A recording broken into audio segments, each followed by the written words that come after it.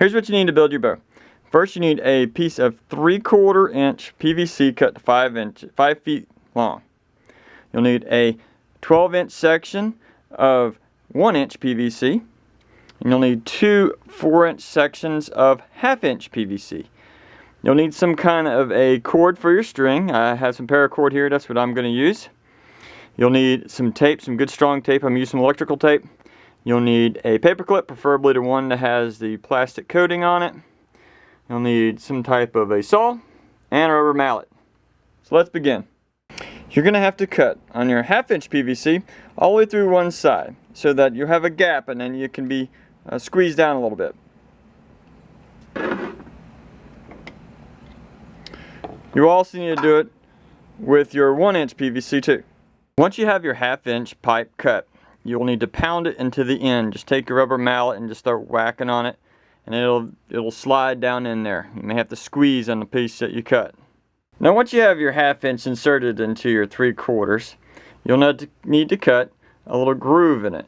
Now keep in mind that the groove needs to be at a slight angle, as you see here, so that this side, the side that is angled in the most, will be the actual side that you're holding the bow from.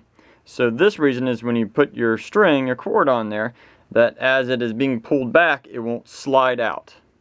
Now it's time to take your 1-inch and slide it down over your 3/4 inch. I've already done it here so you can see. Now as you do it, the cut, if you can see it right there, runs lengthwise here. Make sure it is on the outside of the bow. This side is where the string will be, and this side will be facing forward. So that otherwise, if you don't do that, there's a good chance of the separating and coming apart on you or pinching you very badly. Now take you some of the electrical tape and you wrap around it, and you can do it any way you fashion.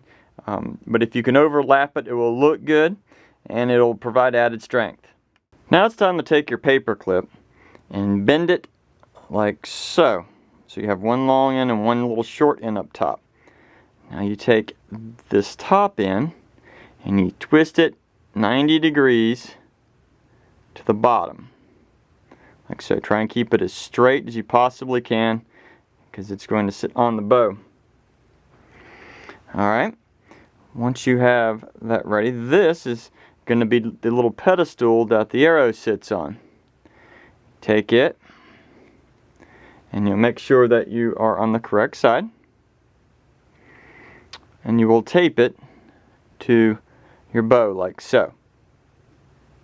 Well, here I already have one ready to go on. And make sure you have it on the correct side. Try to get it as center as you can. Make sure it is straight up and down in line with the bow. Push your tape down. Now as the arrow sits here, as you pull back on the arrow to get ready to fire, the top piece will not allow this to go back. Otherwise, this would just swivel back out of the way and become a problem. Arrow will not sit on it. As you shoot and the arrow goes down it, it swings out of the way and allows for a clear launching pad, like so. Now once you have all that done, it's time to attach your paracord.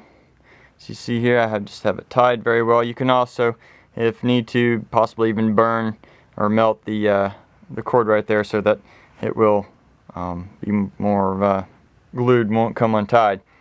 But there you go. Now let's go shoot this thing.